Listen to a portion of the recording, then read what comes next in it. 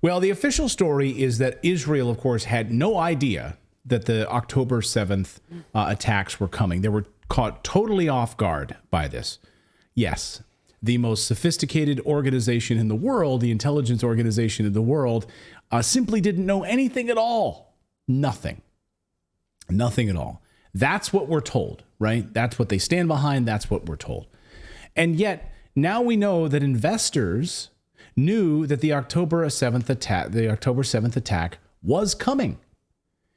They made huge trades, and they made millions of dollars off of those trades, millions of dollars short selling Israeli companies, almost as if they knew that those companies were going to collapse or have huge downswings.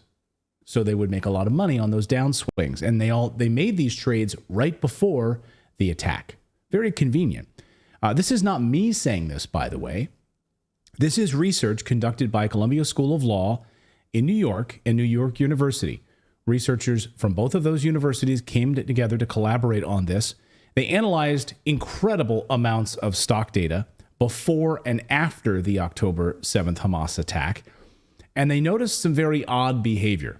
So here is the name of this research abstract, Trading on Terror, by Robert Jackson Jr. and Joshua Mitz. And I'll just read some of the abstract here, and I'll quote from it. The short selling that day far exceeded the short selling that occurred during numerous periods of crisis, including the recession following the financial crisis, the 2014 Israel-Gaza war, the COVID-19 pandemic.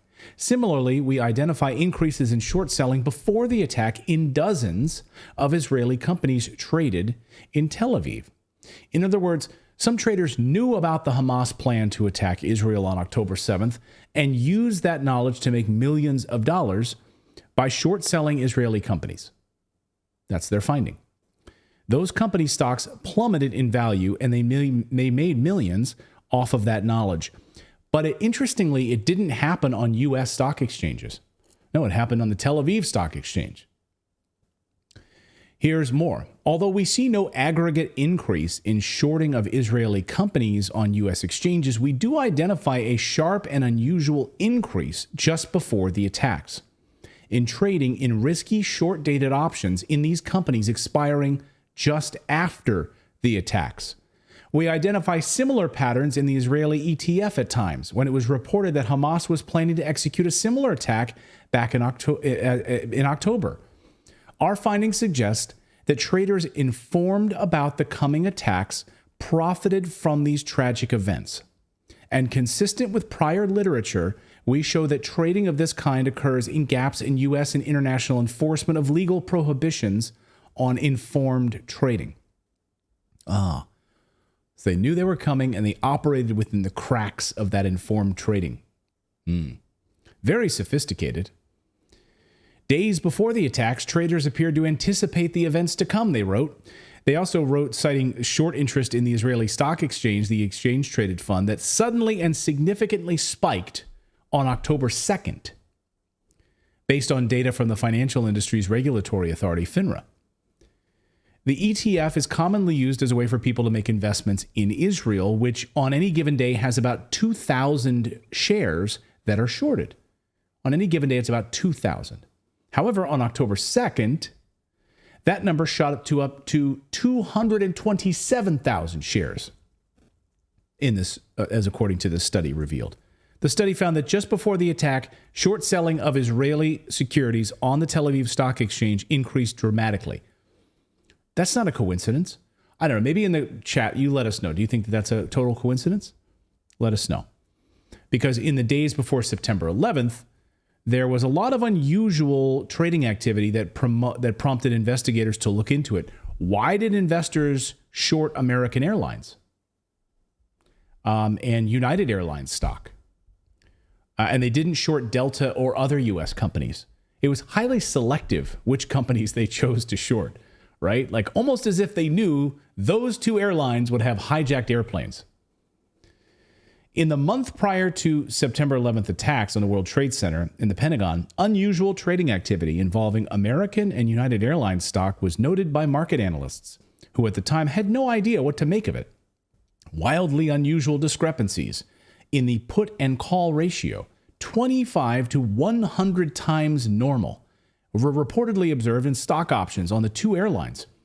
In one case, Bloomberg's Tradebook electronic trading system identified option volume in UAL, which is the parent of United Airlines, on 16th of August 2001. That was 36 times higher than usual.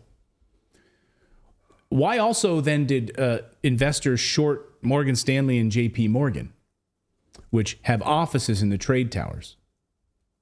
What do you guys think? Their stocks plummeted after their main offices were destroyed and the towers collapsed. So bottom line here is some folks made a lot of money and had foreknowledge of this. I mean, are we still operating under the idea that these guys had no idea that October 7th was coming? I mean, I don't know that I've ever been operating under that idea. I mean, I never for one second believed that that was the truth, but that's the official narrative, that we were totally blindsided by it, right? We had no idea. And we can't believe it. Even though, as we reported here, and Egypt has reported separately, that they had easy knowledge of that and warned the Israelis that this was coming. Yes, the Netanyahu government. That's right. Told them specifically that this was coming.